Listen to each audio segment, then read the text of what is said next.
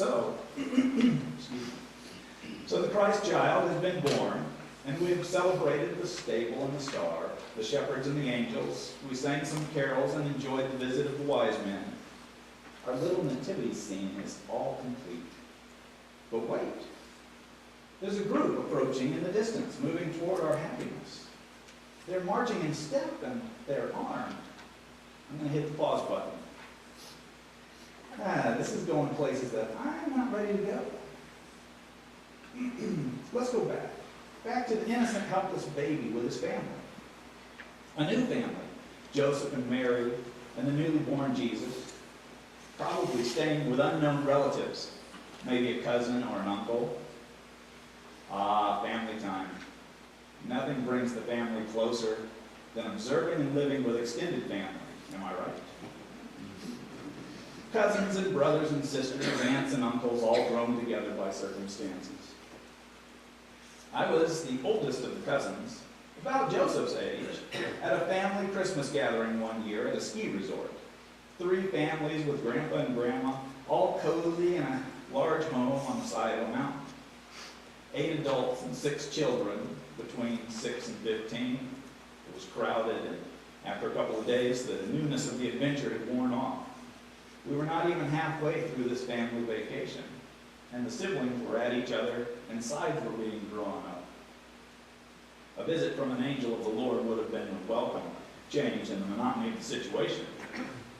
My angel turned out to be my father. He encouraged me to get up and go for a hike, get out of the house, clear my mind, take some time to focus on what was important. We walked and talked for about half an hour out on a frigid afternoon on that mountainside. And like Joseph's situation, I needed guidance, another perspective of what my world was like and how I fit into it. In a dream, an angel of the Lord came to Joseph and told him to take Mary and the baby to Egypt because Jesus' life was in danger. Now that is divine intervention. This turn of events happens before and after Jesus is born, this divine intervention. This communication between God and Joseph, and for that matter, Mary, is one of the ways that we see God in our life. Emmanuel, God with us. Our entire Advent and Christmas season is about Emmanuel, God with us. I find it interesting that we sometimes act like Jesus' birth is a new and miraculous event in which God finally pays some attention to God's creation. But we can see, if we look back through the Scriptures, that God has been with and communicating with God's creation since it began. But this incarnation, according to the dictionary, is the personification of something. Somebody or something personifying, representing, or typifying a quality or idea. In our situation, incarnation is the embodiment of God in Jesus. This incarnation represents a change in our understanding of God's attention to us. Those guys and gals in the Old Testament are a long way away, and our understanding of the world has changed. And yet I think that the dynamics of the relationship between people and God remains the same.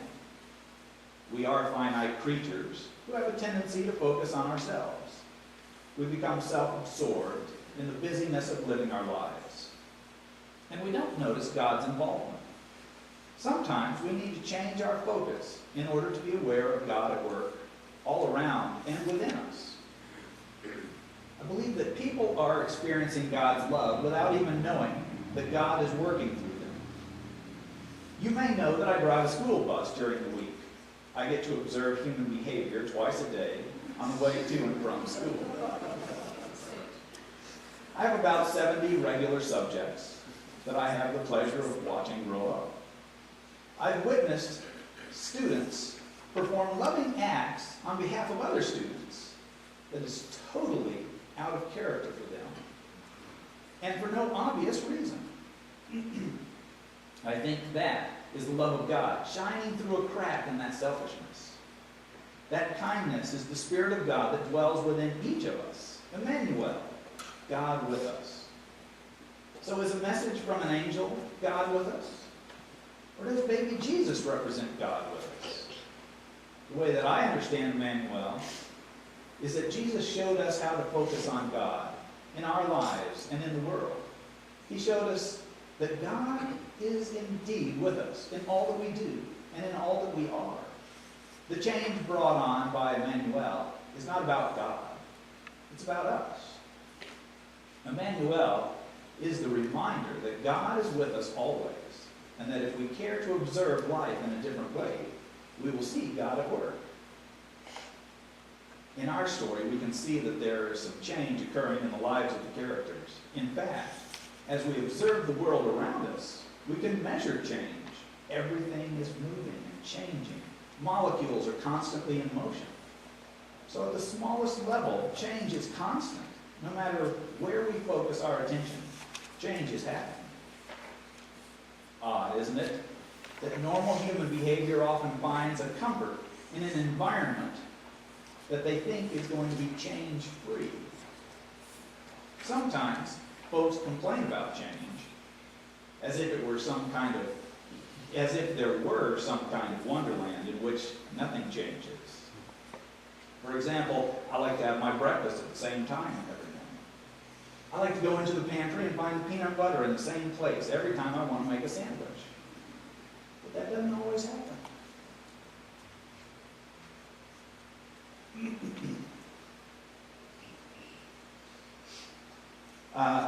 Repetition is one of the things that dulls the mind. We are learning that it is important to exercise our brains like we are encouraged to exercise the rest of our bodies. And it leads to better health. According to psychological studies, when the brain is used in the same way for tasks over and over, the same neural pathways continue to work. But when we change how we do tasks, our brain develops different neural pathways to achieve the successful completion of those tasks. Our brains actually grow and develop as we build new neural pathways. Technology, like the internet, has broadened the amount of sharing of psychological research. And in the past 20 years, there have been huge strides toward better health and enhancing quality of life. We should embrace change by being active as long as we can. So our new family, Joseph, Mary, and Jesus, is busy with the changes in its life. Joseph has a new wife, and now a child, and is instructed by God to flee to Egypt. That is a lot of change. And I would imagine that Joseph was asking whether it's good or bad. People love to assign values to events in their lives. Am I better off now that such and such has happened? I think that we can see similar behavior throughout the Bible. In Psalm 22, we find a lament that's familiar, in which the author does not sense God's presence at all. He writes, my God, why have you forsaken me?" And then followed by the next psalm, the 23rd, which ends with, "Surely goodness and mercy shall follow me all the days of my life, and I shall dwell in the house of the Lord forever." Good and bad, blessing or curse, change will occur, and we should refrain from judging the change.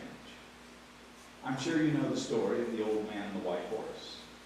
Once, there was an old man who lived in a tiny village. Although poor, he was envied by all, for he owned a beautiful white horse. Even the king coveted this treasure. A horse like this had never been seen before. Such was its splendor, its majesty, its strength. People offered fabulous prices for the steed, but the old man always refused. "This horse is not a horse to me," he would tell them. "It's a person. How could you sell a person? He is a friend, not a possession. How could you sell a friend?" The man was poor, and the temptation was great, but he never sold the horse. One morning he found that the horse was not in his stable. All the village came to see him. "You old fool," they scoffed. "We told you that someone would steal your horse. We warned you that you would be robbed. You were so poor, how could you ever protect such a valuable animal? It would have been better to have sold him. You could have gotten whatever price you wanted. No amount would have been too high. Now the horse is gone, and you've been cursed with misfortune." The old man responded, "Don't speak too quickly. Say only that the horse is not in the stable. That is all we know. The rest is judgment. If I've been cursed or not, how can you know? How can you judge? The people contested, don't make us out to be the fools. We may not be philosophers, but great philosophy is not needed. The simple fact that your horse is gone is a curse. The old man spoke again. All I know is that the stable is empty and the horse is gone. The rest I don't know. Whether it be a curse or a blessing, I can't say. All we can see is a fragment. Who can say what will come next? The people of the village laughed. They thought that the man was crazy. They had always thought he was a fool. If he wasn't, he would have sold the horse and lived off the money. But instead, he was a poor woodcutter, an old man still cutting firewood and dragging it out of the forest and selling it. He lived hand to mouth in the misery of poverty. Now he had proven that he was indeed a fool. After 15 days, the horse returned. He hadn't been stolen. He had run away into the forest. Not only had he returned, he had brought a dozen wild horses with him. Once again, the villagers came together and spoke. Old man, you were right and we were wrong. What we thought was a curse was a blessing. Please forgive us. The man responded, once again, you go too far. Say only that the horse is back. State only that a dozen horses returned with him. But don't judge. How do you know if this is a blessing or not? You see only a fragment. Unless you know the whole story, how can you judge? You read only one page of a book. Can you judge the whole book? You read only one word of a phrase. Can you understand the entire phrase? Life is so vast, yet you judge all of life with one page or one word. All you have is one fragment. Don't say that this is a blessing. No one knows. I am content with what I know. I am not perturbed by what I don't. Well, maybe the old man was right, they said to one another. So they said little, but down deep they knew he was wrong. They knew it was a blessing. 12 wild horses had returned. With a little work, the animals could be broken and trained and sold for much money. The old man had a son. And the young man began to break the wild horses. After a few days, he fell from one of the horses and broke both legs. Once again, the villagers gathered around, and the old man cast their judgments. You were right, they said. You proved you were right. The dozen horses were not a blessing. They were a curse. Your son has broken both his legs, and now in your old age you have no one to help you. Now you are poorer than ever. But the old man spoke again. You people are obsessed with judging. Don't go so far. Say only that my son broke his legs. We know. Who knows if it's a blessing or a curse? No one knows. We only have a fragment. Life comes in fragments. So it happened that a few weeks later, the country engaged in war against a neighboring country. All the young men of the village were required to join the army. Only the son of the old man was excluded because he was injured. Once again, the people gathered around the old man, crying and screaming because their sons had been taken. There was little chance that they would return. The enemy was strong, and the war would be a losing struggle. They would never see their sons again.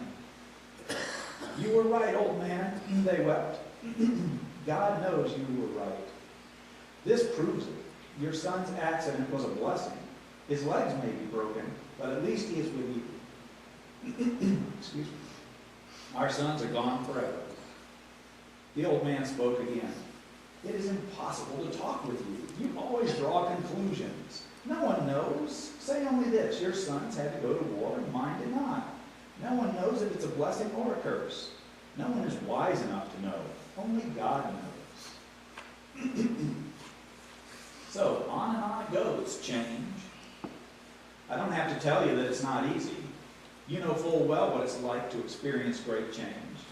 You learn to walk and talk. You learn how to get along with other people. So let's turn our attention to verse 16. A difficult part of the story to hear. We would be just fine and dandy if we skipped this part of the story. Suffice it to say that the Holy Family went to Egypt and waited till Herod was dead to come back to Israel. With all the suffering in the world, what do we do with the killing of the innocents by Herod? Now, there are several schools of thought on this story.